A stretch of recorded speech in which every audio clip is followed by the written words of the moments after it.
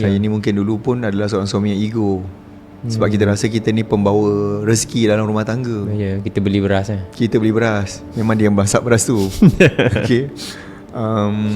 Kita tu silap saya lah. Pengajaran saya belajar tu silap. Sebenarnya kita tak boleh macam tu. Perkara yang sebenar adalah isteri kita daripada tulang rusuk kita. Dia adalah kaum yang lemah. Tugas lelaki melindungi. Dan saya ingat satu lagu ni, lirik dia adalah mengalah untuk menang. Tak saya kumpulan Dewa 19. Oh ya, mengalah tak pernah dengar. Mengalah untuk menang tajuk dia. Oh ya. So kalau macam saya tengah sedih-sedih ni, kadang rumah tangga konflik ni, kan kita dengar lagu tu. Dan tak salah pun mengalah untuk menang.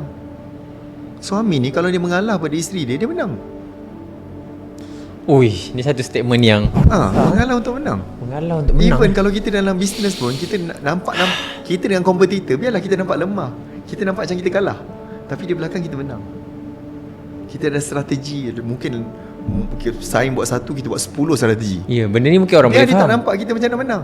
Itulah kita gunakan strategi yang tu dalam rumah tangga. Tapi suami isteri tak faham Kadang-kadang dalam hubungan isteri, suami akan kata dia betul, isteri pun kata dia betul. Kita ni dah lah berdua je. Siapa yang juri nak menghakimi kita? Tak ada.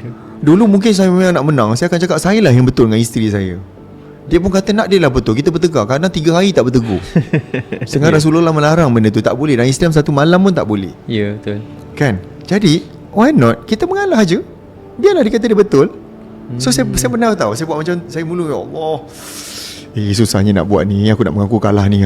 Kita ni lelaki. Ya, kita ada ego kan. Contoh macam kita bergaduh lah kan. Contoh kan, mungkin walaupun punca daripada dia, mungkin dia yang mencetuskan, tapi saya kata hari ni aku nak cubalah ilmu ni mengalah.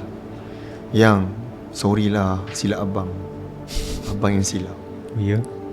Dia pun peluk, kita peluk dia. Perempuan kan nak dipeluk. Ya, betul. Dia peluk kita balik. Taklah, yang salah. Dia pula Bi mengaku yang salah.